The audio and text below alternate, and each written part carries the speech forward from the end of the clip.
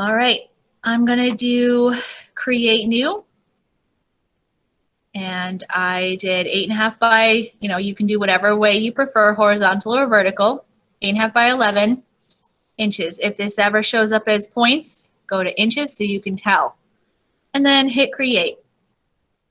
So you'll follow along this step by step on your own if you haven't yet caught up to this, but I just want to refresh everybody's mind about how to do this.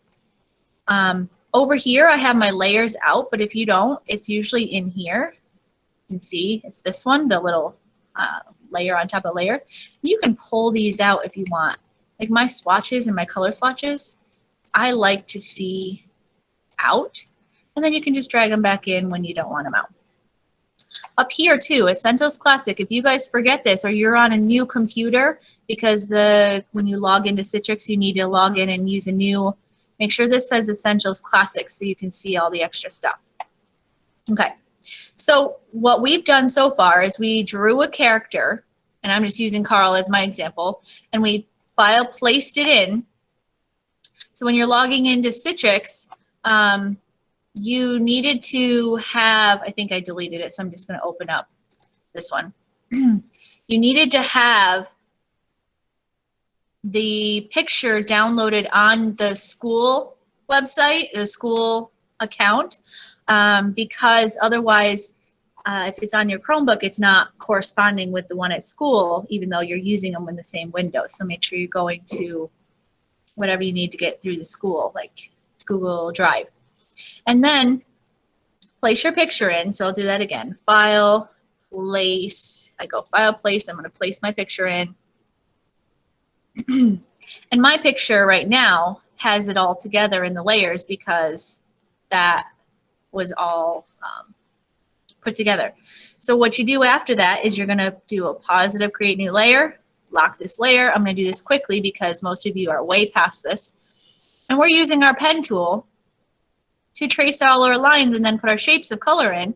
So if your drawing is underneath on this layer and it's locked, I'm going to work on my red layer. And I also don't want any color on the inside yet, so I'm going to take my fill and put it to nothing. So it's just outlines. And then I'll do the little bow here. I'm going to zoom in. You can use the magnifying glass, or you can hold Alt and scroll in. And here we go. I need everything to be its own shape. So click, click, click, click, click. That's its own shape. So maybe if I wanted it to be white, or red, I could put that in. So right now, I just want them to be the outlines for now. And then we talked about how if we want to curve our lines, we click and we hold, and we have to figure out where that goes. So click and hold. And now I don't want this to be that curvy, so I'm going back to my anchor, and I'm clicking and I'm holding and I'm making a new one. So there's that shape, and I continue on, just like when you did your triangles. You continue on, and you build. If I get here and you see that your lines connect, you still need to make this a shape, or it won't work where you won't be able to put it solidly inside. It'll overlap. So make sure every single thing is a shape. This whole hand is a shape. And then I can put lines on top as well if I wanted to. Like right here, my ear is a shape. When I needed to do the lines on the inside, I could go back in and place my lines on the inside. Of course, that should have been curvy, right? So I can curve it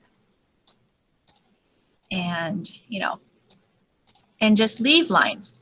Also, later on, if you're like, I don't want those to be really, that's a little too harsh, then you change the opacity and you lower it down so it becomes more, okay? So this is where we're going, and you need to have everything built up for your character, and that's going to take some of you some time. It gets a lot faster as you go along, and then when your whole character is done and you've gotten your whole thing, you basically will hide or delete it. So your character, I'm going to open my other, this was what we did before, and I have my line here. I'm going to hide it, and then you'll have your character in the end all by itself, and that's what we need. So then after that, we can place a background in. So whether your background is a picture from the web, or your background is something you've colored, or your background is something you're designing, there's many, many options. You can just do a blank square, and maybe you want a light blue background. You draw a square in, or whatever you want to do, and then you can take this layer and bring it below, so you have a background, a solid color. You can do anything you want. You can paint. So that changed the color. When you want to change, I clicked off of it, by the way. If I want to change the color, and then I click off of it in order for it not to keep changing that color. And, maybe I'm going to paint and make it really big. That's terrible, of course, because, it's really small. So you'd have to, I didn't change the size. Why is that not changing the size? And you can paint in. And anything that's outside of this won't matter, so don't worry. But you can do some fun and you can paint. But I think we're going to do a little bit of a cheat. And what I'm thinking, besides if you want just a plain background like that, that's fine, is you get a picture, and then you're going to file, place your picture in.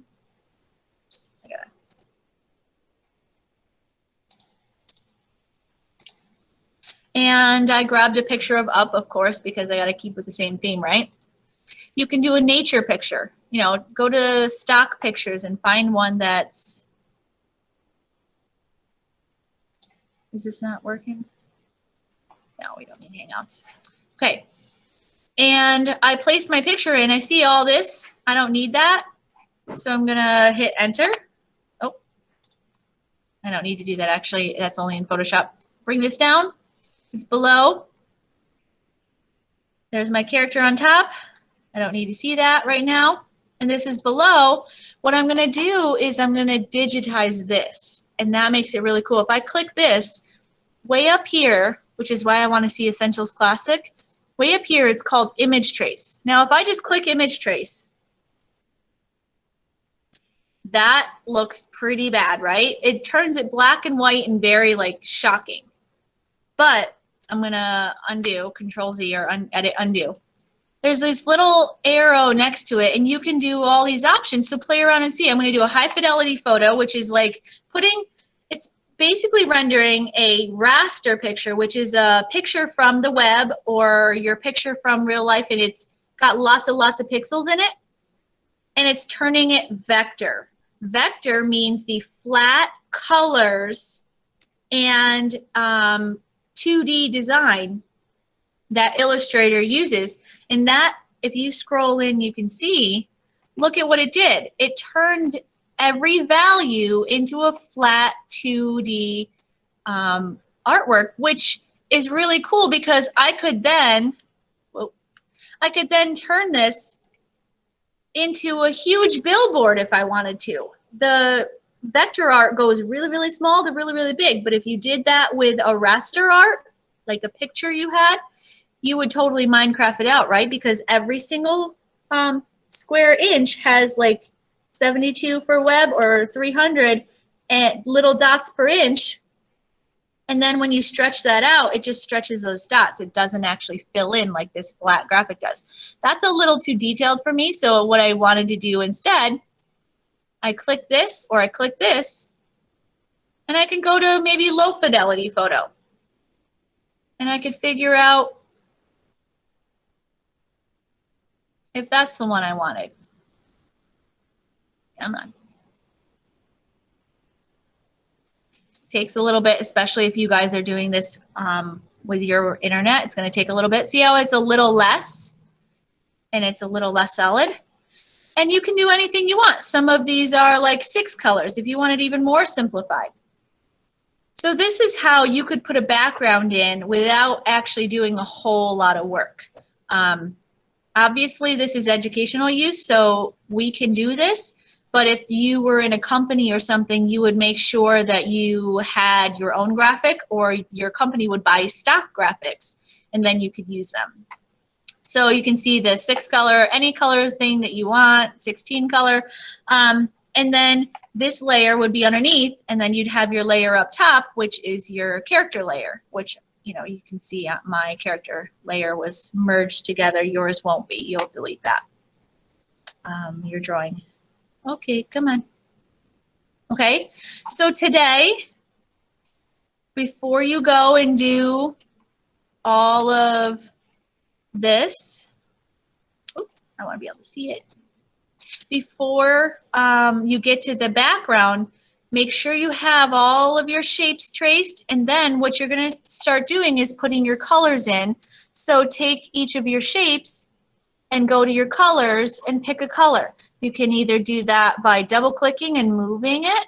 Maybe I want my the bow to be a little brighter on the inside and a little darker on the outside. I can even match this color by taking my eyedropper and doing that.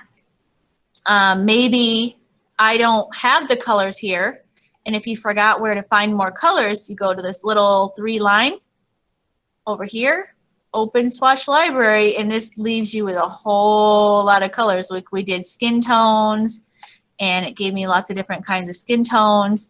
The little dots, open swatch library gives me scientific colors, neutral colors, kids colors, you know, whatever colors you think you need. So you need to find that unless you want to pick your own color, and it'll show you what it was before and what it was after.